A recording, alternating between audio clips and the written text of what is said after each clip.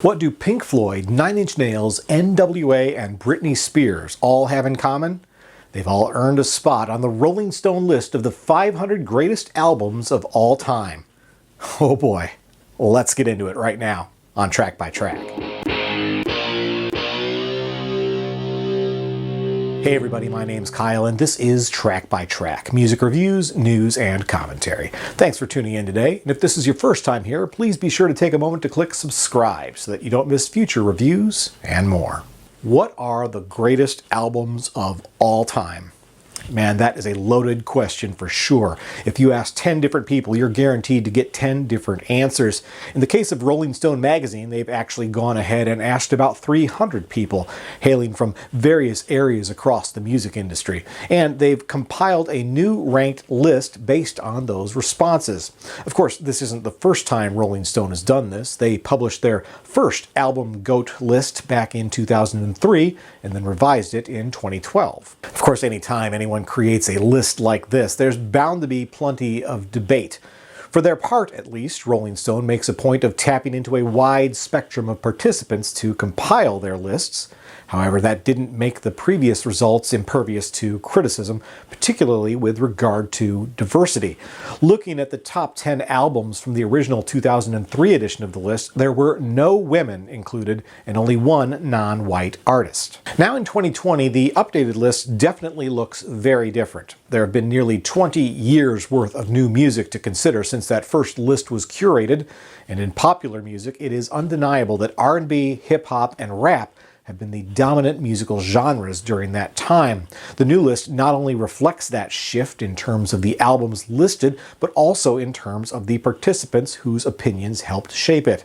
Diversity was clearly a priority this time out, and the results speak for themselves. As you'll soon see, the new top 10 now includes 4 black artists as well as 2, 3, or even 4 women, depending on how you count band members.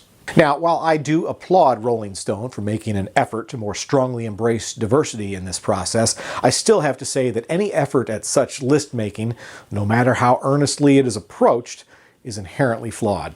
It's truly impossible to balance merit against influence, against commercial success, against pop culture, against personal tastes, against, yes, diversity, and to come up with a list that would come anywhere close to being universally heralded as being fair. It's the same problem that plagues the Rock and Roll Hall of Fame induction process.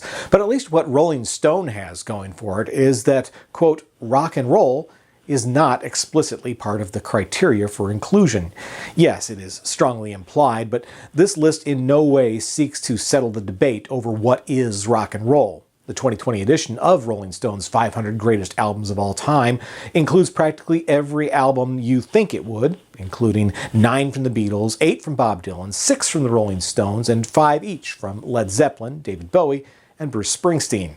Yes, they're all old white guys. But you know what other old white guys make the list? Frank Sinatra and Merle Haggard, neither of whom is in the Rock and Roll Hall of Fame, by the way. Should they be? I don't know. But again, this isn't a rock and roll albums list. Crooners, country, jazz, and more are all represented, but really only where crossover appeal makes them a practical consideration. Johnny Cash and Miles Davis are obviously included. That Shania Twain also makes the cut is bound to make many eyes roll, especially considering Dave Brubeck's Time Out, one of the best-selling and most influential jazz albums of all time, is inexplicably absent.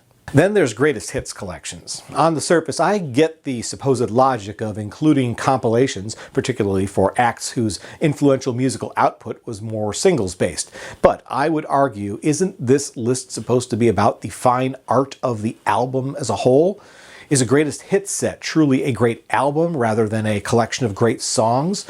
And isn't it sort of cheating to include multiple actual albums by both Bob Marley and Madonna, as well as their best-selling greatest hits albums? But here's the thing. When it comes to lists like this, I think you're better off if you just don't take them too seriously. In fact, I feel the same way about the Rock and Roll Hall of Fame. Which acts get included and which ones don't is something no one will ever unanimously agree on, and I don't know if making the decisions by committee makes the whole thing better or worse. Regardless, there's a lot of truly great music on this list. Rather than getting too worked up about how one album ranked so much higher than another or scratching your head over music you've never actually listened to before, I suggest using this list to guide your own musical exploration. Discover something new, check out an artist you've always taken for granted, or revisit a title you haven't listened to in a long time. That's what I did back in 2003, and that's how I heard the album that ranks at number 1 on the 2020 list for the very first time. It's an album I may never have checked out otherwise, and I quickly came to love it. That album is none other than, well, we'll get there soon enough. So what I'm going to do today, rather than try to cover the entire list of 500 albums, you're welcome by the way, is I'm going to jump all the way up to the top 25. I'll walk through the countdown with you and share some of my thoughts on each entry, all the way to number 1. And by the way, if you need to add any of these albums to your collection, I've also included Amazon links to all of the top 25 albums down in the description below. All right, let's kick off the top 25 greatest albums of all time with the album that comes in at number 25, and that's Tapestry by Carole King. It's easy to call this 1971 album King's masterpiece because, in all honesty, none of the rest of her albums really even come close. Regardless, there's no doubt in my mind that this is not just Carole King's best album, it's also one of the best albums of all time by any artist. In my mind, there's maybe a half dozen or so albums that are a sure thing for me on any greatest albums list, and this is one of them. As is the album that comes in at number 24 on the list, and that's Sgt. Pepper's Lonely Hearts Club Band by the Beatles. There seems to be a lot of debate among music fans in general, and Beatles fans in particular, about which of the Fab Four's albums is their best. For me, no doubt, it's Sgt. Pepper's. I think it set a new standard for what an album could be, a standard that's held for over 50 years since its release. Now, obviously, the voters didn't agree about the album's impact since they ranked it as low as 24. But fear not, Beatles fans, there's more to come from the band as the countdown goes on. Next up at number 23 is the eponymous album from the Velvet Underground and Nico. It's a classic record by any measure, but I have to say I don't think that I would have ranked it quite this high. In fact, this is a band that I've always found to be just a bit overrated. Are they great? You bet. But I don't tend to fall all over myself to sing their praises. I'd include this one somewhere in my top 100, possibly top 50, but I'd definitely prefer to swap them out for one of at least a dozen other albums in the top 25. At number 22, we hit the first of a few albums on the top 25 that I'll freely admit I'm not particularly qualified to comment on. Rap is not a genre that I'm well versed in. But I do know Ready to Die by the Notorious B.I.G. was a landmark album, even in 1994. Hip-hop fans have often spoken of Biggie Smalls and Tupac Shakur in the same breath, thanks to their kingpin-like roles in the infamous East Coast-West Coast rap rivalry. For what it's worth, the Notorious B.I.G. comes out on top of the conflict here, with Tupac barely cracking the list at number 436. And if you don't know, now you know. Moving on to number 21, it's Bruce Springsteen. Born to Run is the highest ranking of the 5 albums from the boss that made the top 500 list, and I have to say, I have no issue with that. This is the album that I think I find myself returning to the most. I think it perfectly captures the essence of Springsteen at that point in time, as well as for all time. And for me, the E Street Band has never sounded better. As far as position on the list goes, this feels just about right to me. Cracking the top 20 albums now, we get Radiohead's highest ranking title, and it's not the one that I'd have selected. Kid A has the honor here, but I'd personally have swapped it out for OK Computer, which landed at number 42. I love Kid A too, but I have always struggled with it compared to OK Computer.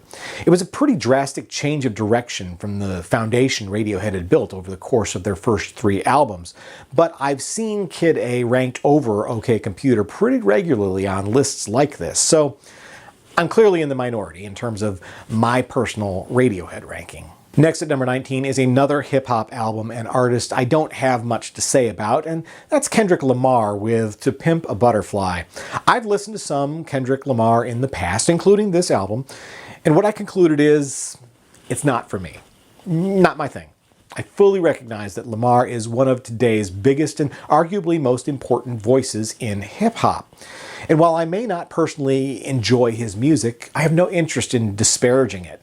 Now, hearing that, I think you'll be surprised where I land on a couple upcoming albums on this list. But next is one that probably won't surprise anyone at all, and that's Highway 61 Revisited by Bob Dylan.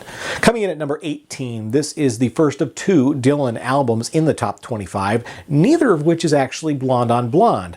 That's the Bob Dylan album I'd have ranked highest on the list, but it only ranked at 38. Highway 61 is still great though, and the fact that it contains the track many polls have ranked the greatest song of all time goes a long way toward pushing it up this chart. Like a Rolling Stone is certainly one of Dylan's signature hits, as well as one of his most frequently covered songs. At number 17 is the last of six albums to make the top 500 by Kanye West. Here's a guy that may very well be all kinds of crazy, and don't forget also a presidential candidate. But I have to say I actually did enjoy all six of his early albums that made this list. And of those, My Beautiful Dark Twisted Fantasy is the one I'd also rank highest. Now, as I've said, rap is not usually my thing, but I have found elements of Kanye West's music, especially in the production, that impress me on a level that transcends genre. I'm not always a fan of the message in his songs or, as I've alluded to, his celebrity persona either. And as much as I think he may well be a mad genius, I'm not sure that he's earned a spot this high on the greatest of all time list, let alone 6 slots. Case in point. Number 16 is London Calling by The Clash. Kanye West is sandwiched between Bob Dylan and The Clash. That is pretty bizarre, I think. In any case, it's hard to argue with this seminal album being on the list. If anything, I'd have placed it at least a half a dozen places higher. This band, and this album in particular, has had an enormous influence, not just on audiences around the world, but on countless bands that followed as well. It's well known that U2 are acolytes of The Clash, even if their musical styles feel wildly different. And on a personal note, I should add that the iconic cover art from this album looms over me larger than anything else here in the music room. Okay, 10 down, 15 to go. We've got some of the biggest musical acts of all time coming up next, and if you want to see who comes out on top, you'll want to click or tap over to part 2 of this special countdown. We've got the Rolling Stones, Michael Jackson, Bob Dylan, and of course more Beatles coming up as we work our way toward number 1. My name's Kyle, and this is my review of Rolling Stone's 500 greatest albums of all time on Track by Track. I'll see you in part 2.